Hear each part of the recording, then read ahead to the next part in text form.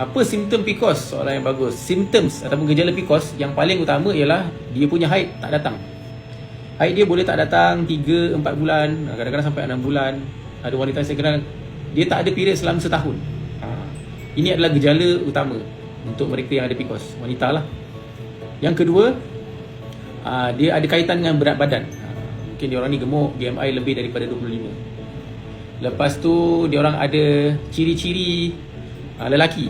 Ciri-ciri lelaki macam ada misai, ada janggut, tangan dia berbulu, kaki berbulu. Ini semua adalah gejala akibat daripada hormon androgen. Hormon androgen atau hormon lelaki dia tinggi dalam badan wanita.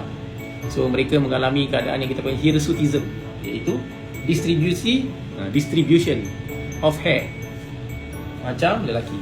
So kalau you ada 3 gejala ni, kita suspect mungkin ada PCOS. So bila you datang klinik, pergi ke mana-mana klinik atau you nak kami bantu pun boleh. Kita akan boleh scan, kita tolong scan. Yang kedua, kita boleh ambil darah lah.